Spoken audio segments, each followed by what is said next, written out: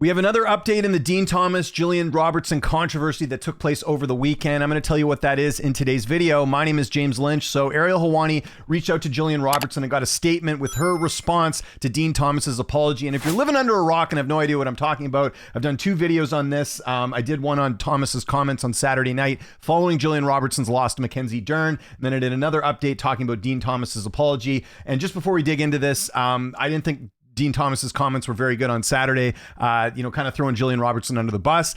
I thought his apology was fine. The only complaint I had with that apology, and I got a little bit of blowback for that, was just that he didn't acknowledge that the performance from Robertson doesn't fall on him as well. Not the whole performance. Obviously, a fighter can only do what, a coach can only do what the fighter is going to listen to. But still, if you're a team going into a fight, that team, in my opinion, shares that responsibility if a fighter loses that fight. And I didn't really get much of that from Dean Thomas in that apology. I thought it was good to acknowledge the whole thing. I mentioned the whole example of, obviously a comedian dealing with a heckler. You can't just ignore the heckler. You have to deal with it. So Thomas did a good job by coming out and acknowledging Gillian Robertson and having that apology. But here's what Gillian had to say in response to that. It said, prior to Saturday's broadcast, I didn't see any sign of what was to be said. After the broadcast, he had said, I will address this in the morning, followed by going live on Deep Waters in 15 minutes.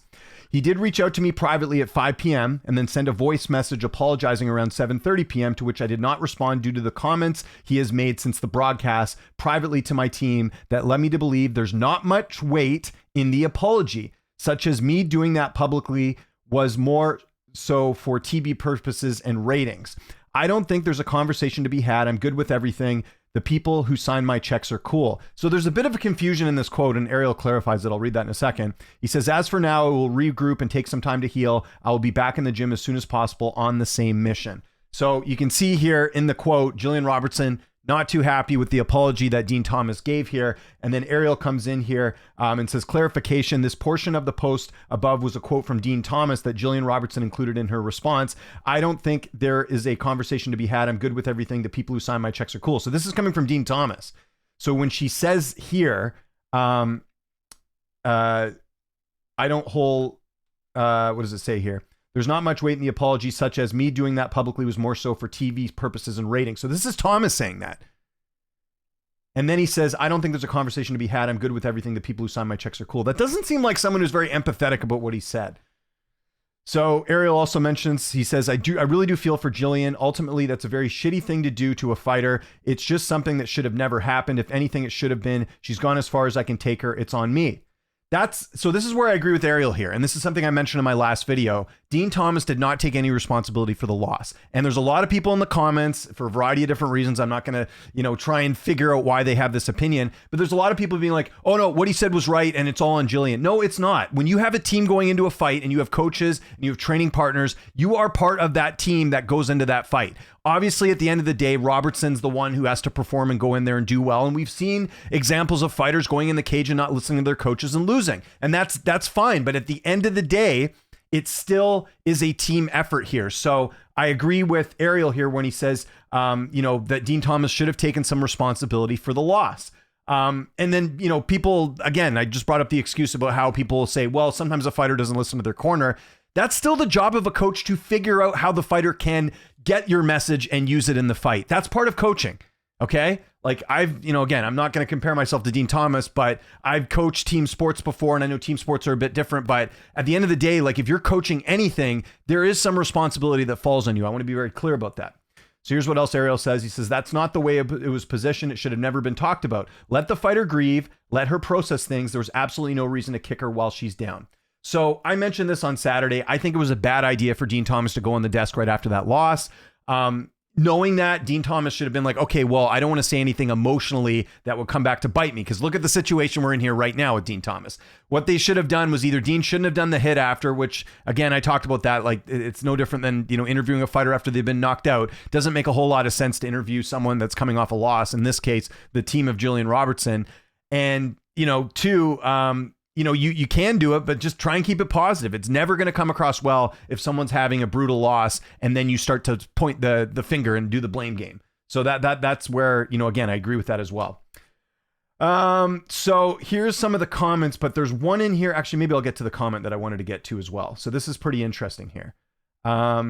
So here we go. Josh on Air, JC, also known as the pink suit guy, did host a show with Dean Thomas for a couple of years. I thought this comment was really, really interesting. We're going to read it right now. It says, I spent almost 2.5 hours a day with Dean in studio 5 days a week, almost every week for like 8 years. He was my co-host. He was like a brother to me. Okay, so he's setting this up. To me anyway. He had been changing and evolving, and now we haven't spoken 2 years. He just vanished. Can't explain it. So kind of pointing out that at least, here's one person that is not coming to the defense of Dean Thomas and saying, look, he's changed. This wasn't the guy that I did the show with. So I thought that was very interesting.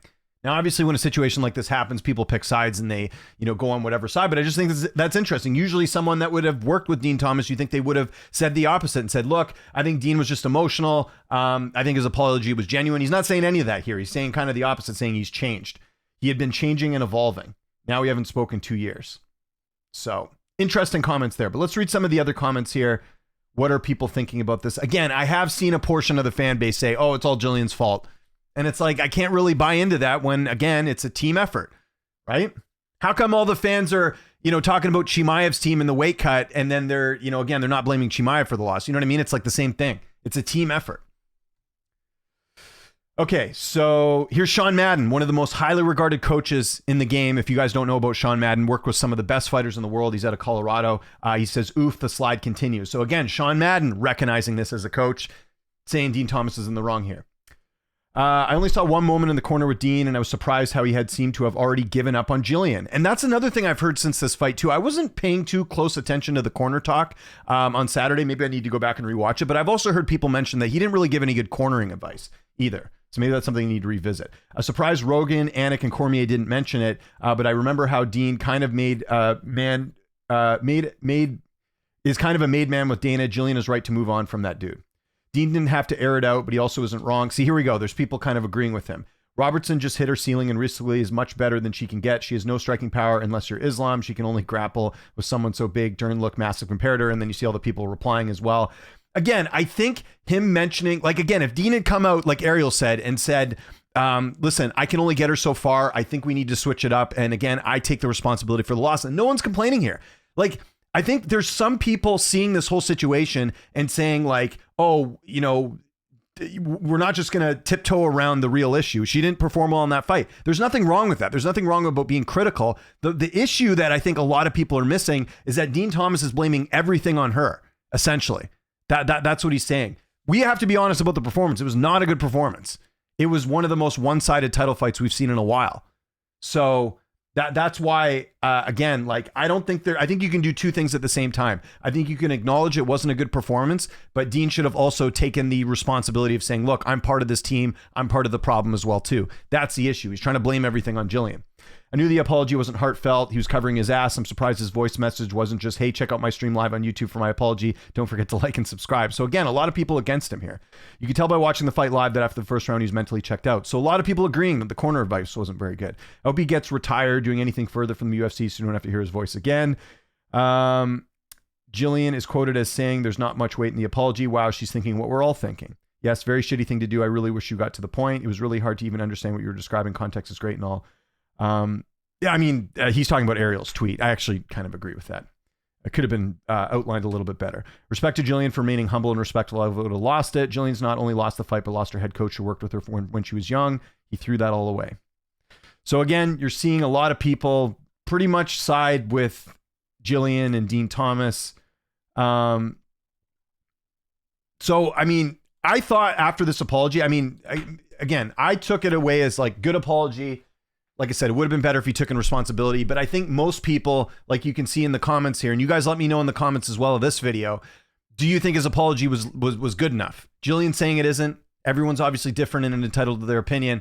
I thought the apology was fine, but I can also understand where Gillian's coming from as well, based off some of this other information that we got here. So that's completely understandable. But I guess the question I have for you guys as well that I want you to take away from this video is this going to affect Dean Thomas going forward? Because based off what I'm reading here and seeing the comments, I think it is. Or is this something that we're going to forget about and it's not going to be a big deal and people are going to continue to watch him? I just wonder if this is going to linger for a while. Because now that Gillian's come out, and I'm sure Gillian's going to do an interview whenever she's ready, and it's probably going to add more fuel to the fire, I think this is something that's going to linger for a while. And listen, I don't think the UFC is going to fire Dean Thomas, but there may be some pressure here. I could just see this being a situation where anytime Dean Thomas does something, people are going to post in the comments about this Gillian Robertson thing. So very interesting to kind of keep tabs on. I also have people talking about, why is this news? It's news because it's an analyst that we see every week on our TVs. He also works for the UFC doing a podcast. He's in the public eye a lot, and this is something that's going to keep lingering. So that's kind of my thoughts on everything. So let me know your opinion on all this in the comments with this new information. We'd love to hear from you. Do you think this will affect Dean Thomas in the long run, or do you think this will get swept under the rug? Let me know. Follow me on Twitter, TikTok, Instagram, @Lynch on Sports. My name is James Lynch. Thanks so much for watching, and I'll see you next time.